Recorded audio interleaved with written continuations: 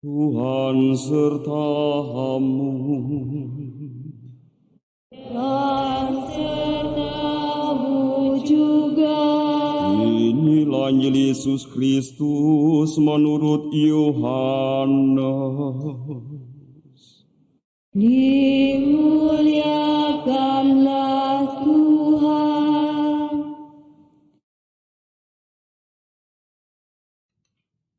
Dalam amanat perpisahannya, Yesus berkata kepada murid-muridnya, "Seperti Bapa telah mengasihi aku, demikianlah juga aku telah mengasihi kamu.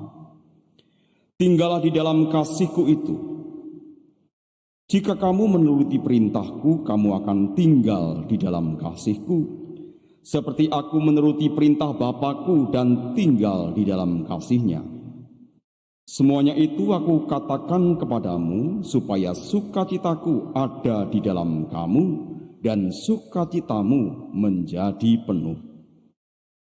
Inilah perintahku, yaitu supaya kamu saling mengasihi, seperti aku telah mengasihi kamu.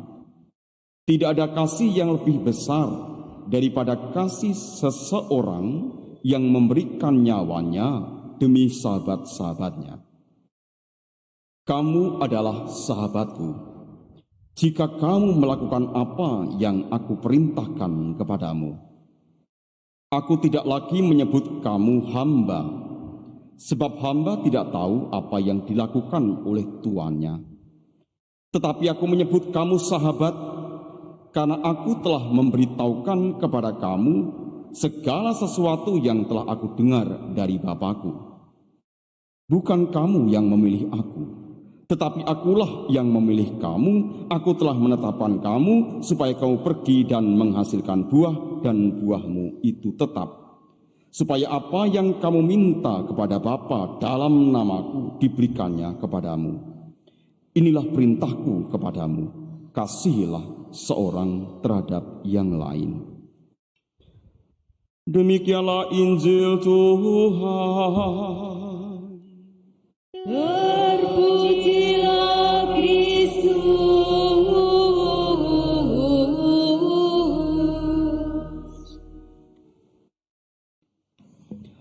Para bruder, para suster, Bapak Ibu dan saudara-saudariku yang terkasih di dalam Kristus Tuhan. Ketika saya dan Romo Ranis, Romo Nikolaus Teluma MSF ditabiskan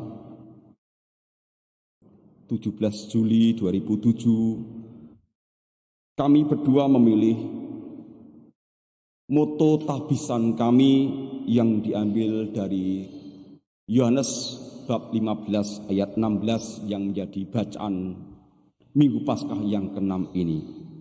Bukan kamu yang memilih aku, tetapi akulah yang memilih kamu. Aku telah menetapkan kamu supaya kamu pergi dan menghasilkan buah, dan buahmu itu tetap. Itu moto tabisan kami, Yohanes 15:16. Dari moto itu kami dan saya dan Romo Ranis mulai mencoba mendalami apa arti dari moto kami ini. Kami hidupi dengan segala dinamika hidup pergumulan panggilan imamat, tetapi juga pergumulan dinamika iman.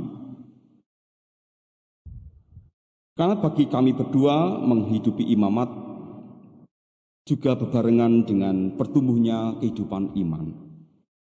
Bukan kamu yang memilih aku, tetapi akulah yang memilih kamu. Berarti di dalam diri kita Allah menganugerahkan rahmat itu. Entah panggilan menjadi seorang imam, panggilan menjadi seorang awam di dalam hidup berkeluarga, ini dipilihkan oleh Allah. Bukan kamu yang memilih aku, tapi akulah yang memilih kamu. Tidak hanya dipilih, Yesus mengatakan, aku telah menetapkan kamu. Tidak hanya dipilih, tetapi ditetapkan. Jadi ada sebuah tugas yang harus diemban oleh orang-orang yang mendapatkan rahmat panggilan, entah hidup berkeluarga maupun kami yang menjadi seorang imam, bahwa unsur pemilihan dari Allah ini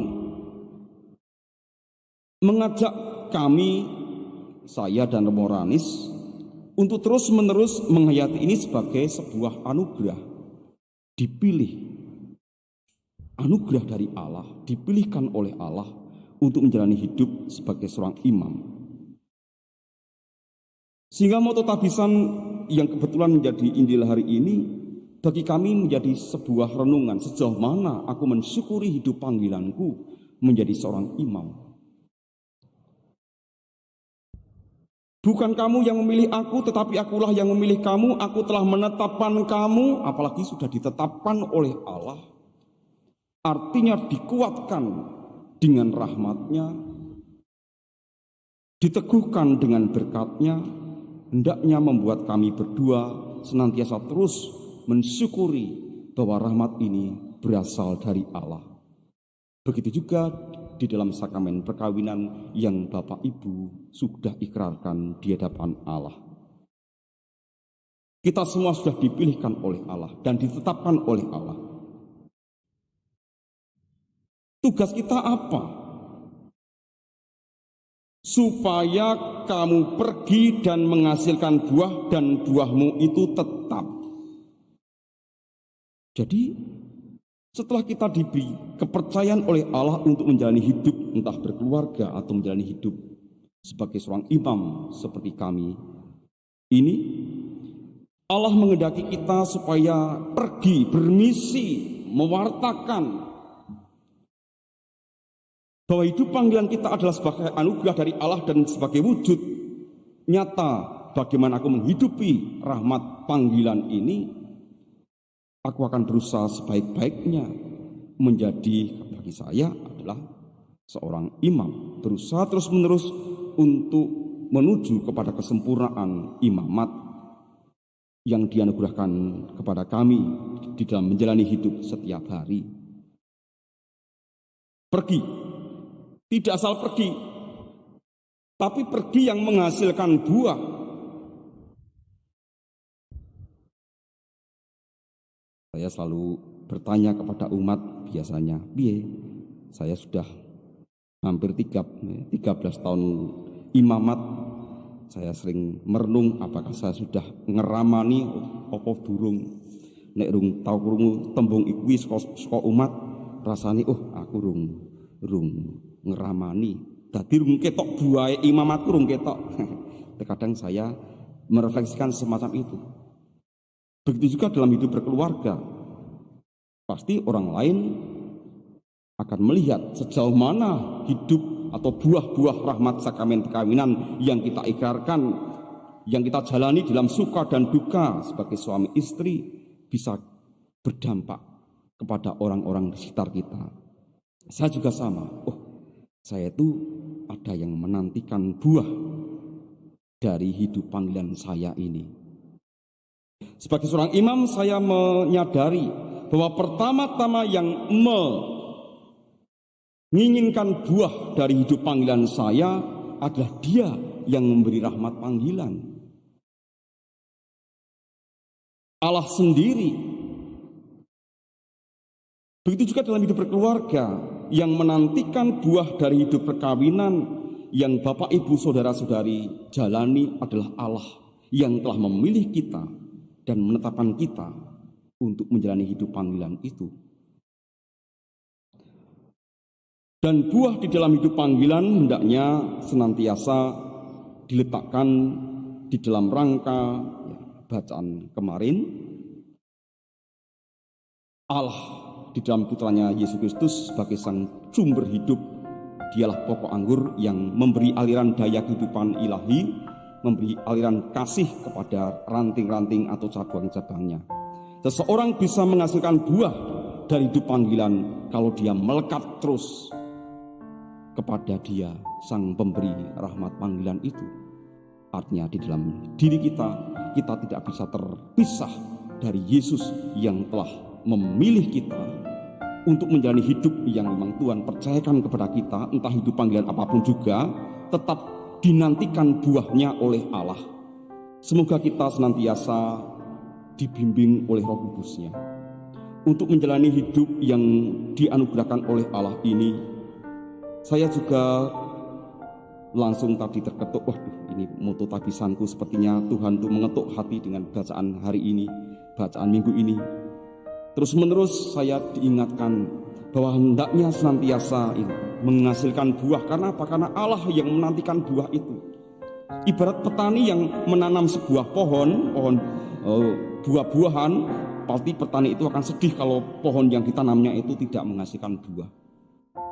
Kita semua hidup panggilan apapun juga, Allah merindukan buah dari hidup panggilan kita, dan senantiasa tiap hari kita hendaknya melekat kepada Yesus yang memberi hidup kepada kita, hidup iman kita, karena dari situlah kita bisa berbuah. Tanpa melekat pada Yesus, hidup panggilan apapun juga tidak akan bisa menghasilkan buah. Karena bacaan kemarin, Yesus juga mengatakan, akulah pokok anggur yang benar, di luar kamu tidak bisa apa-apa. Mari Bapak Ibu, hidup panggilan kita sama, menuju kepada kesucian. Menghayati hidup panggilan tidak bisa tidak, harus senantiasa tinggal di dalam kasih-Nya. Artinya melekat terus-menerus di dalam menghayati iman bersama dengan Yesus yang telah memberikan banyak anugerah di dalam hidup kita.